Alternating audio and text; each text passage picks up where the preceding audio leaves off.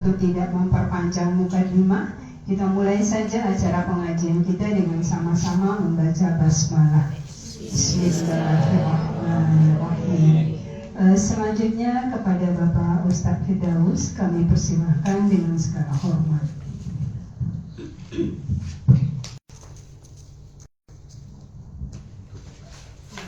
Sudah pegang ini semua.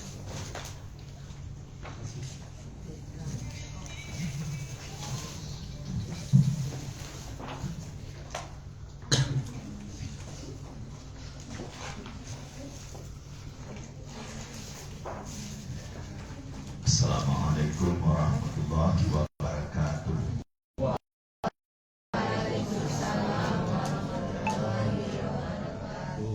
Alhamdulillahirabbil alamin. Asyhadu an la ilaha illallah wa asyhadu anna Muhammadar Rasulullah. Rabbi shrah li sadri wa yassir li amri wahlul 'uqdatam min lisani yafqahu qawli. Bapak Ibu yang berbahagia, materi kita memahami kalender Masehi dan Hijriah. Setahun itu 12 bulan. Kalau kita di Muhammadiyah harus punya dasar ilmu. Sejak kita anak-anak, setahun itu ya 12 bulan, baik setahun Masehi maupun setahun Hijriah, 12 bulan. Apa dasarnya setahun itu 12 bulan? Nah, ini yang dijawab dalam surat At-Taubah ayat 36. A'udzubillahi minasyaitonirrajim. Inna iddatash syuhuri indallahi isna asyara syahran fi kitabillahi yawma khalaqas samawati wal arda minha arba'atun hurum.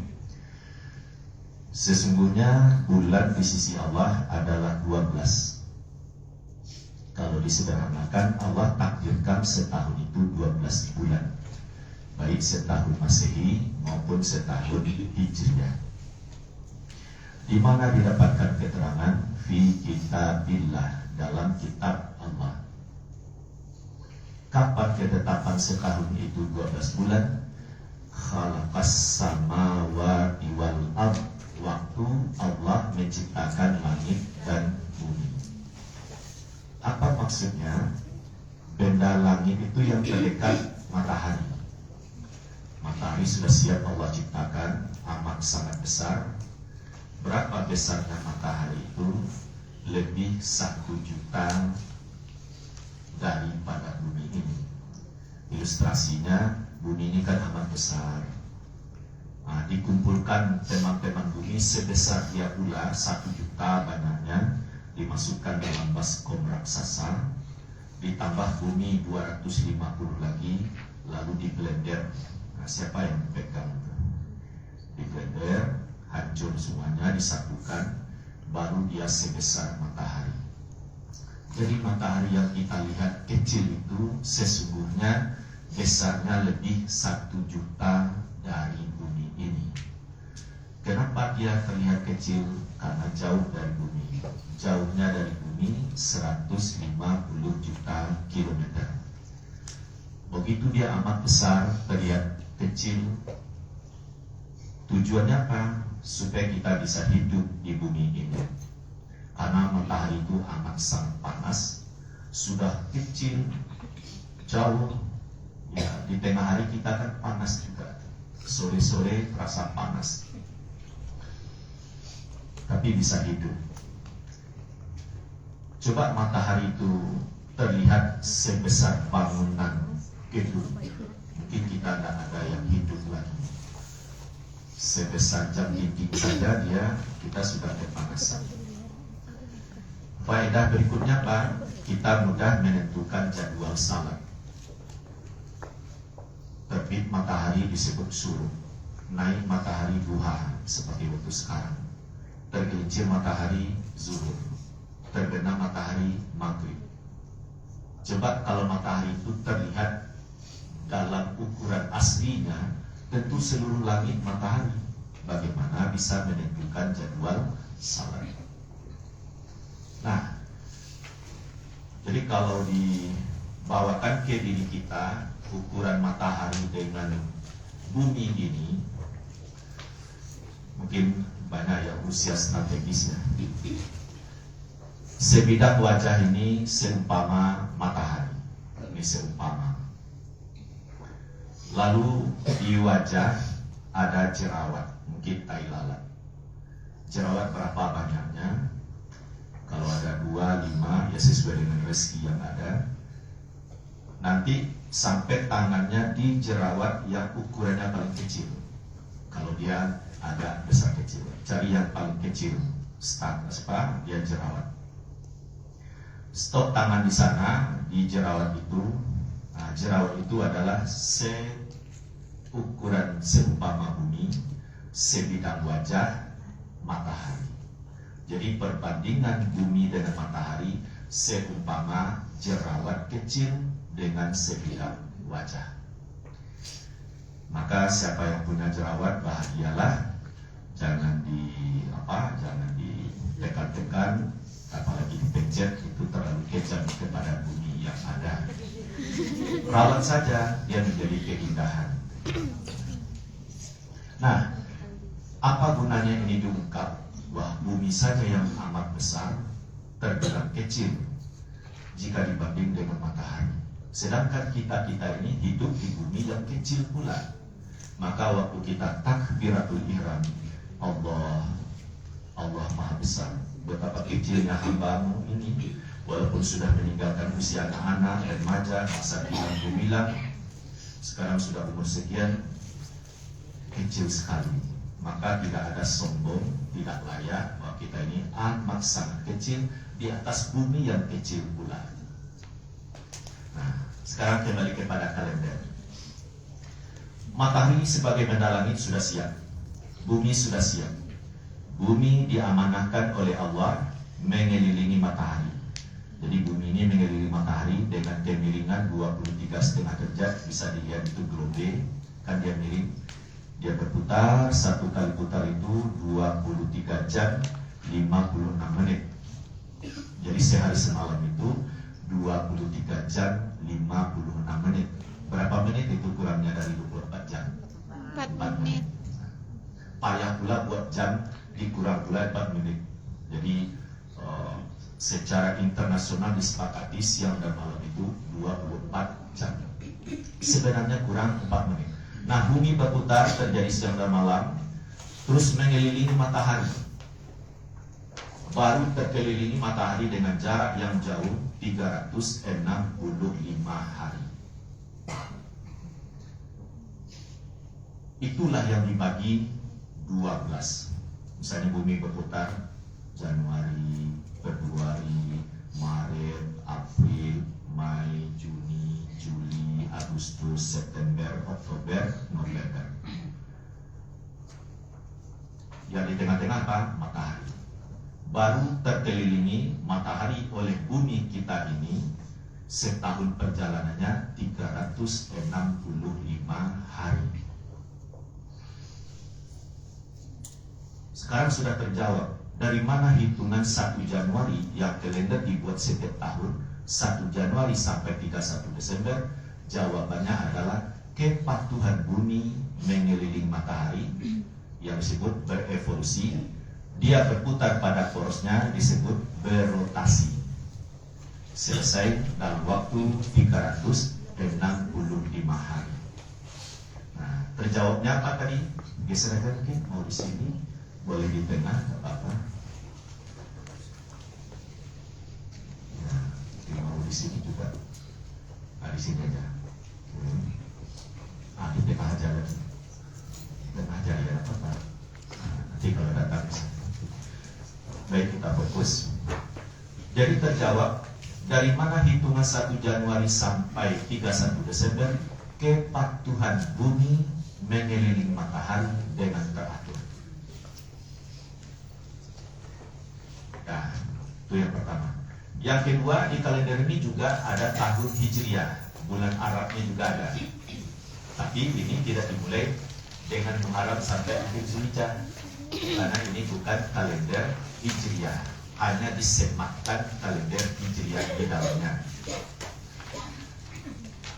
Secara gamblang, dari mana hitungan 1 Muharram sampai akhir Zulhijjah adalah kepatuhan bulan mengelilingi bumi.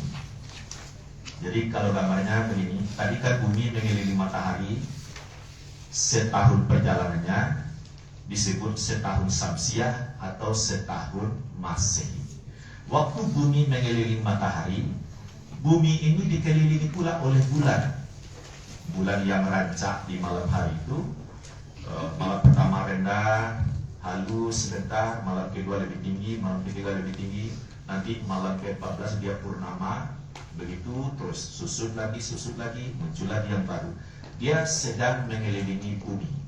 Jadi bulan itu tugasnya adalah mengelilingi bumi. Bayangkan, ini bumi sedang jalan, bulan mengelilingi bumi. Muharram, Safar, Rabiul Awal, Rabiul Akhir, Jumadil Awal, apalagi Jumadil Akhir, Rajab. Sekarang ya, belum. Rajab sudah datang, belum. Sebentar lagi. Besok ya, Rajab, Sya'ban, Ramadan, Syawal, Zulqa'dah, Zulhijjah.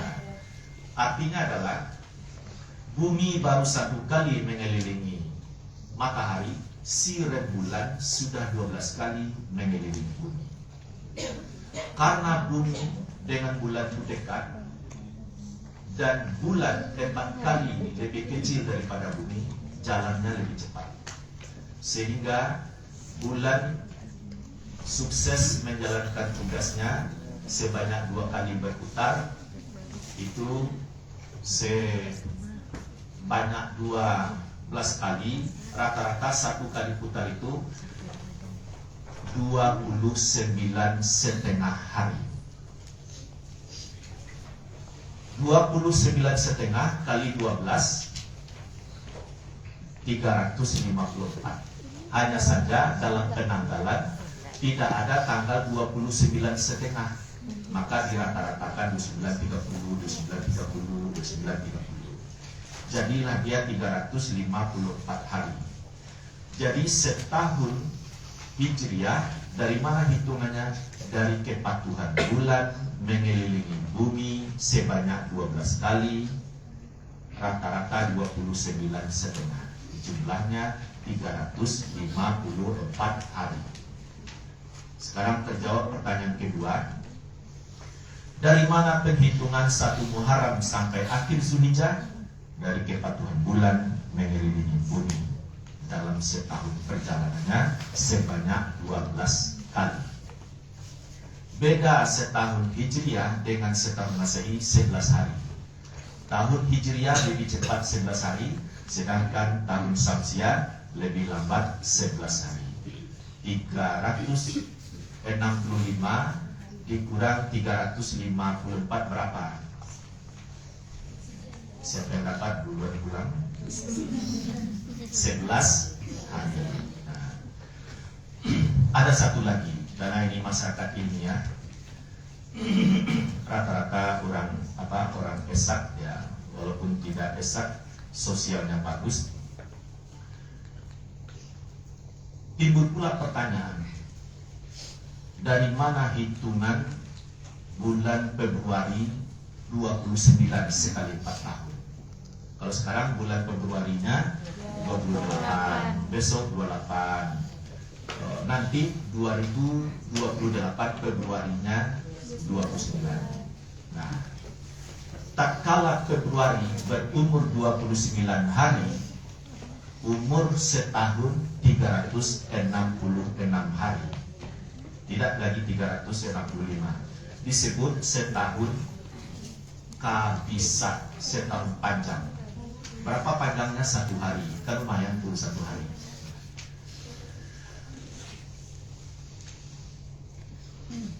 Pertanyaannya apa?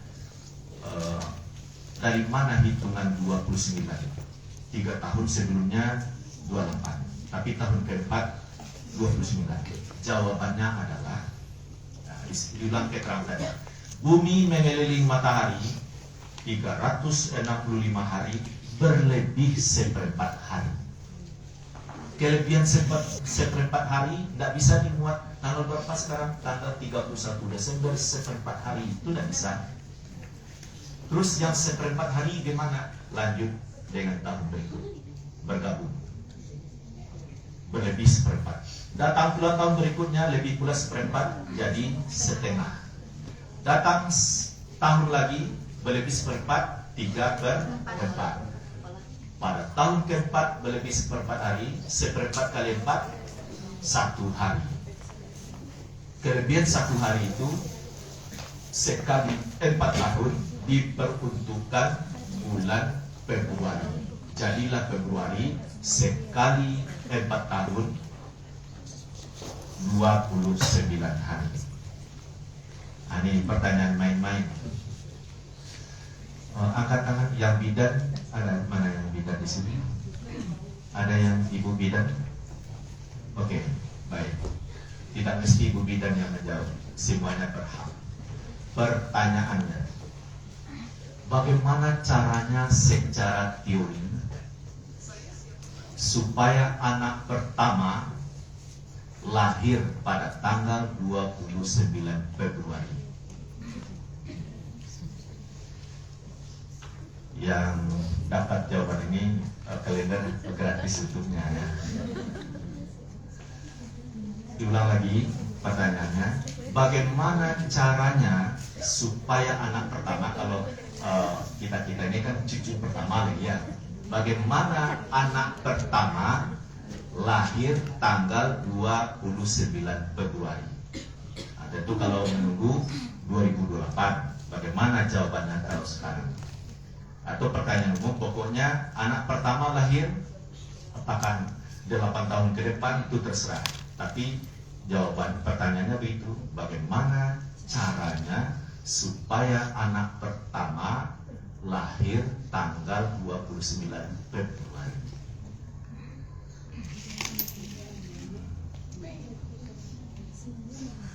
Boleh angkat tangan dulu?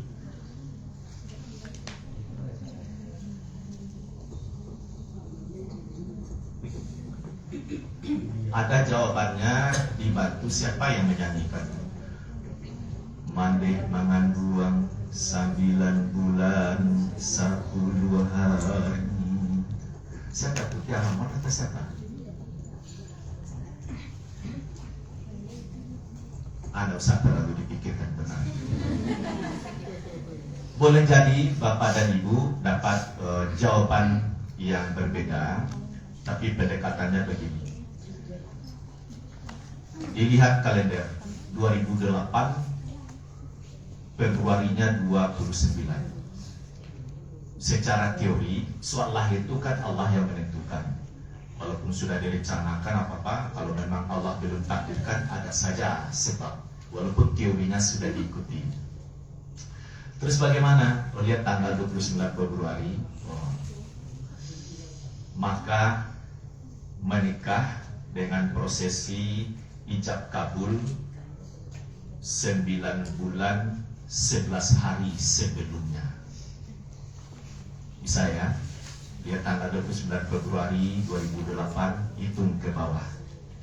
Maka agendakan acara akad nikahnya, kan ijab kabul itu 9 bulan 11 hari. Ini pendapat seorang Ustaz Firdaus yang lemah. Kenapa 9 bulan 11 hari? Karena kalau terjadi pembuahan itu biasanya kan dalam keadaan oke, tidak dalam berlelah-lelah. Nah, dengan rezeki Allah, kiranya begitu terjadi hubungan suami istri, dengan izin Allah dia jadi. Terus kalau hari pesta, misalnya akad nikah, berlelah-lelah dari hari itu, bisa saja kemungkinan belum berhasil. Makanya dibuatlah mundur 1 hari, ijab kabulnya 9 bulan 11 hari. Dah, abaikan saja itu. Nanti kalau soal lahir itu kan rezeki dari Allah ya. Sekarang kita masuk halaman 1. Kalau halaman ini, cover ini, nanti saja lagu yang menerangkan. Ini cara menentukan arah kiblat 2 kali setahun. Bulannya lama lagi, bulan Mei dan bulan Juli. Nah, abaikan saja ini dulu, lihat-lihat saja. Nama saya juga ada di sini. Sekarang kita masuk bulan Januari. Sudah pegang ini semua, jadi dibalik Pak. Dibalik Januari. Oke. Tanggal 1 Januari hari apa? Hari Kamis ya. Jadi hari Kamis itu 1 Januari di Amerika, 1 Januari di Eropa, di Indonesia, di Arab Saudi. Pokoknya yang 1 Januari hanya satu hari, satu tanggal untuk seluruh dunia. Ini pula lah kalender sudah menyematkan kalender Hijriah di dalamnya. Lihat tanggal 1 Ramadan bulan Februari. Hari apa itu? Hari Rabu tanggal 18. Kalau begitu hari Selasa tanggal 17 kita sudah tarawih pertama. Nah idealnya 1 Ramadan di Amerika, Australia, New Zealand, Eropa, kita di Indonesia, Arab Saudi, Maroko adalah hari Rabu tanggal 18. Karena bulan itu satu, tidak pernah dua. Maksudnya tanggal 1 Ramadan sejak dahulu hanya satu kali dalam setahun. Tidak pernah Allah ciptakan 1 Ramadan 2 kali, 3 kali, apalagi 4 kali. Tapi di Indonesia 1 Ramadan bisa 4 kali, terutama di Sumatera Barat. Entah provinsi lain bagaimana. Mari kita buktikan. Sudah biasa pengalaman kalau ada mencermati. Hari ini misalnya Naksabadi kalau di Kota Padang itu di Pasar Baru, dia sudah duluan hari raya masuk TV nasional, sementara orang belum lagi. Berarti dia sudah 1 Ramadan. Lalu Muhammadiyah besoknya, Muhammadiyah dengan pemerintah berbeda pula. Muhammadiyah besoknya, katakanlah hari ini, kemarinnya Naksabadi, sudah berapa 1 Ramadan? 2. Kiranya pemerintah berbeda dengan Muhammadiyah, 1 Ramadannya besok. Sudah 3 di Indonesia. Begitu pemerintah sudah menetapkan 1 Ramadan, diulangkan Koto Tuo baru akan melihat bulan. Kiranya memang tanpa bulan, puasalah besoknya.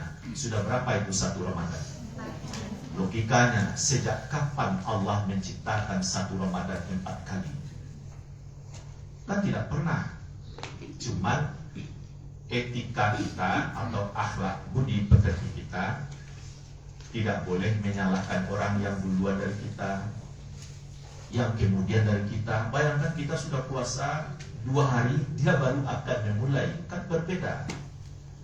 Padahal buminya 1, bulannya 1, mataharinya 1. Kok bisa 4 kali 1 Ramadan? Begitu juga 4 kali 1 Syawal, kan tak mungkin. Nah, Muhammadiyah sudah menjawab, izin Buyet, saya ingin menyampaikan. 2024 Muhammadiyah Musyawarah Nasional Tarjih membahas kalender Hijriah Global Tunggal. Muhammadiyah mendapat tantangan, bisa nggak Muhammadiyah menjadikan 1 hari 1 tanggal, mulai dari 1 Muharram sampai ya 1 Ramadan, 1 Syawal, Haji dan seterusnya. Jawabannya bisa. Jadi minta izin lagi, saya ingin menyampaikan ini. Waktu 2024 yang lalu, anggota Musyawarah Nasional Tarjih itu sudah banyak yang profesor, doktor, hampir rata-rata, yang S2, tapi banyak juga yang dalam penyelesaian, walaupun dia tidak doktor, tapi jam terbang sudah bagus. Jadi musyawarah itu ada namanya Komisi A tentang kalender Hijriah Global Tunggal. Saya dari Sumatera Barat, utusan.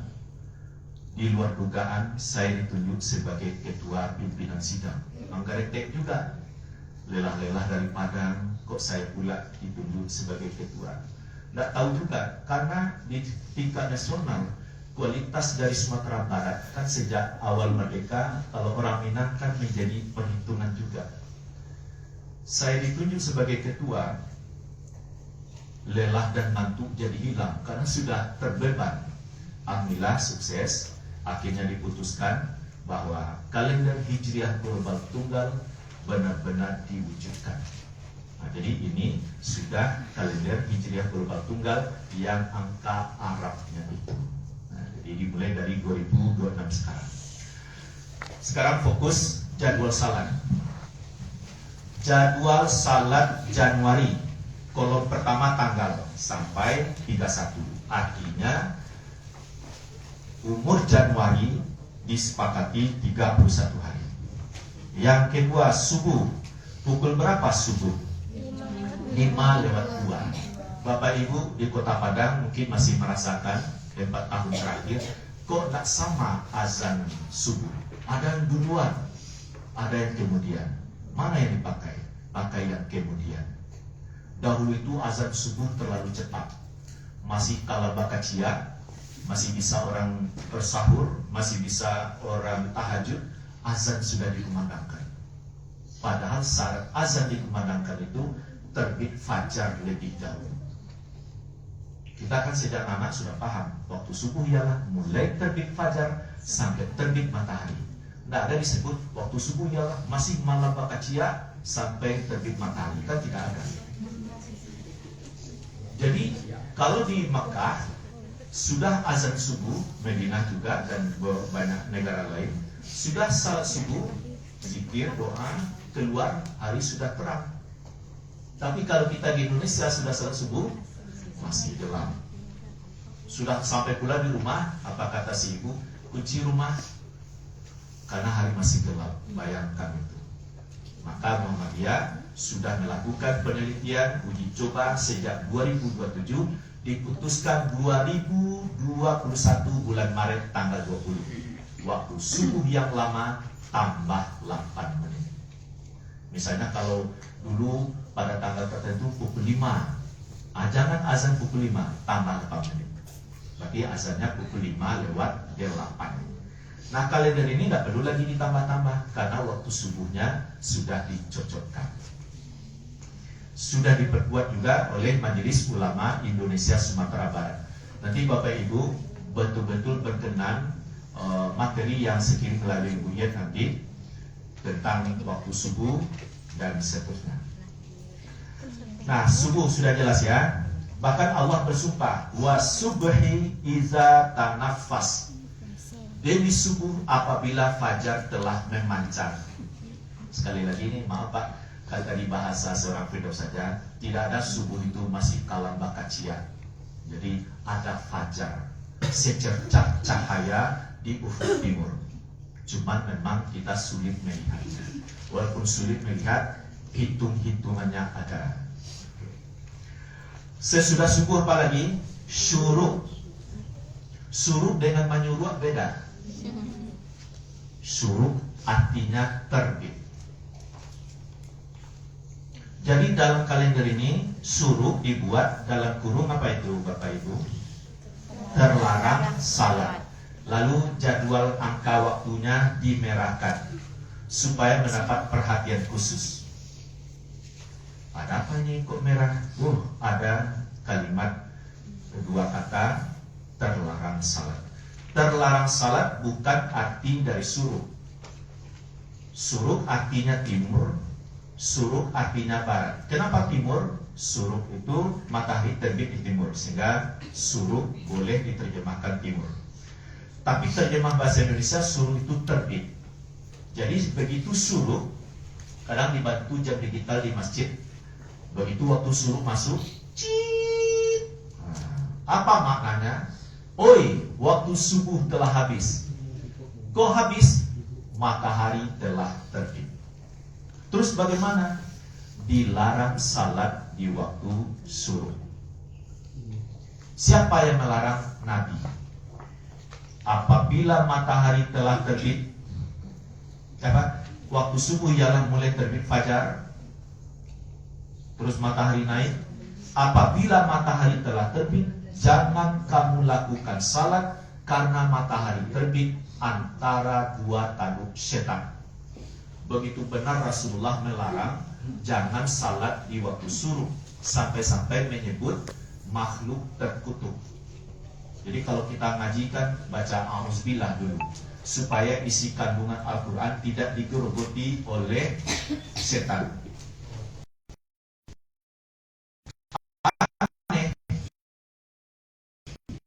Dia baca Al-Quran tentang kasih sayang, tentang menepati janji, tapi dia mungkir janji sedang masuk. Mungkin baca auzubillahnya tidak mantap.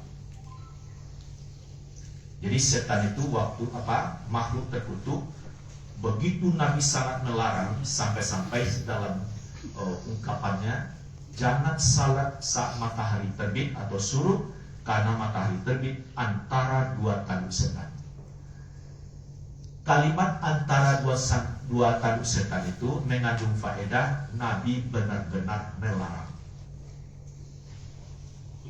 Karena mungkin pula tanduk setan itu matahari, sedang matahari saja besarnya lebih dari 1 juta bumi. Nah, itu kalimat tamsilan, perumpamaan. Karena Nabi benar-benar melarang. Masalahnya apa? Kiranya di kota Padang banyak orang salat di waktu suruh, karena dia lihat judulnya jadwal salat. Lalu ada kata suruh di sini. Dia salat di waktu suruh. Jangankan pahala, dosa yang dapat. Saya temukan 2 kali dengar langsung di Steba sana. Waktu suruh masuk sudah ceramah nih. Ceramah Ramadan kan lumayan lah, ada setengah jam lebih kurang. Masuk waktu suruh jamnya berbunyi. Cip. Lalu ustadznya tampil, Bapak dan Ibu, karena waktu suruh telah masuk, mari kita salat sunat subuh. Terpasalah urut dada ini, ya ampun.